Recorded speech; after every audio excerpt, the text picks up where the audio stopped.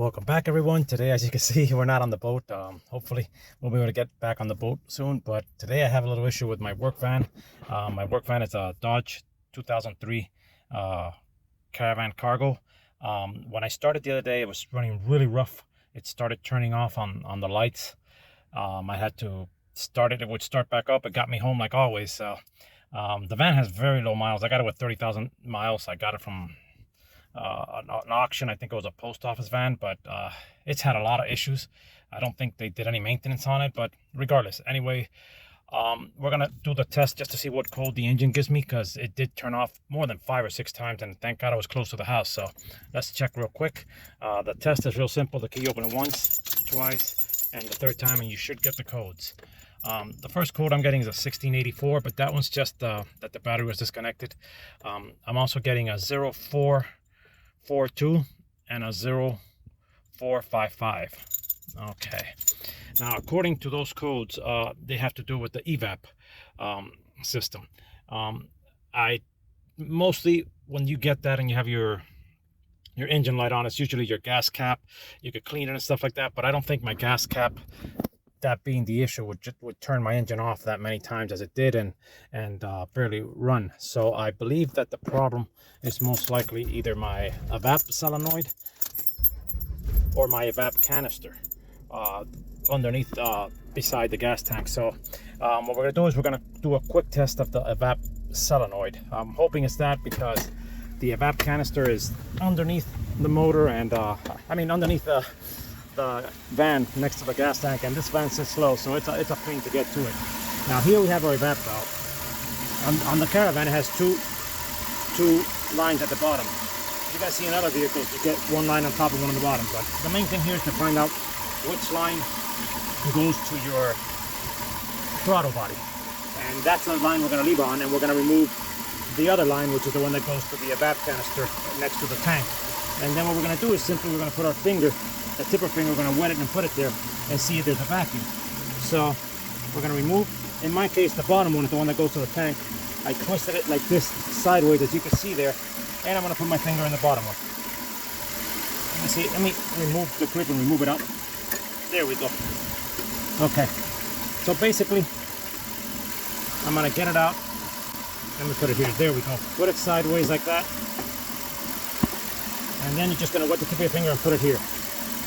As you can see, I'm getting my finger stuck, a vacuum pulled, so that shouldn't be happening when you start the vehicle. Maybe later on, but not when you start the vehicle. So my guess is that the EVAP valve, the solenoid, has gone bad. I bought it on Amazon, and I'm going to be replacing it. It's really simple. You push this little electrical red clip back, you press here, you take that out, and then this is plain simple. You pull it back and plug it in the same way at the bottom. It has this little clip that you pull. As you can see, this one broke, as well as the top broke, so this was in bad shape already, and it just slides back into a little bracket that you have right there on the side. So yeah, we're going to just keep replacing that and see if we get the error codes again. Well, I've got a helper, so we're definitely going to get to the root of the problem soon. Yep. Okay, here we have our new valve. We got it from Amazon. We got it here, I think, 2 days, really quickly. We're going to go ahead and just put it right back and see if we have any improvement. Take the car for a ride, check the codes again, and we'll take it from there. Okay, this part again is relatively simple. As you can see, you press this little piece out and you pull this out. There we go. And the bottom is just, as you can see, it's just pulling the little hoses off. Carefully that you don't break those plastic vacuum hoses. That's one thing you definitely don't want to do. And sometimes with the heat, they do get brittle and break. So basically, we're just going to take the new piece, slide it in here where it has to go. It's a little clamp. Once it slides into place, it should lock.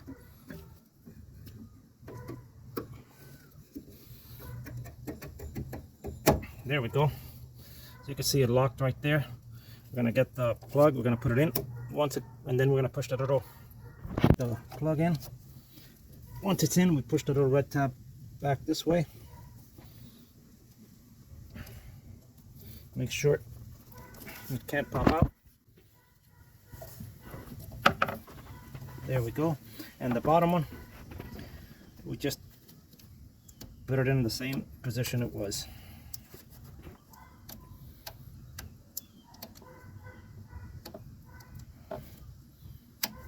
There we go. Clip, make sure the clip goes in all the way. And clips, you don't want that clip falling out. So push this out as much, a little bit as much as I can, and make sure it does clip.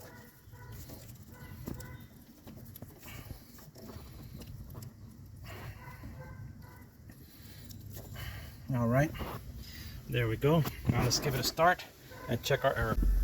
Okay, the engine, I don't know if it's my imagination, but it sounds a lot smoother. Let me put it on drive and step on the brake. Yeah, it's not going all crazy or anything. It sounds smoother. It doesn't feel like it wants to turn off. No, I'm accelerated. It doesn't feel like it. Again, I don't know if it has to warm up, but let's see our codes. We open it once, twice, and leave it on. Okay, we're getting the 1684, which means the battery was disconnected. The throttle positioning sensor code, but we replaced that. And now we're getting done, which means that all that we actually lost the codes we were given before, which was the 0422 and the 0455. So let's try one more time. 1, 2, 3. We got the 1684, the battery disconnected. The 0123, which is the throttle positioning sensor. I haven't been able to clear that code after I replaced it, and there we're getting done. So yeah, I think that solved the problem. I'm gonna try the car out. If I see any more issues, hopefully the canister is fine. Like I said before, sometimes cleaning the gas cap or replacing it can fix that problem. I cleaned mine. I didn't think that would turn the engine off, so I thought it was something else more serious. But hopefully that valve, the solenoid EVAP valve we replaced, will solve the issue. If I see any other problems, I'll let you know. Thank you for watching. Hope you benefited from watching the video. If you know anyone who might benefit from watching it, please share it with them. Always wishing you the best, and one love.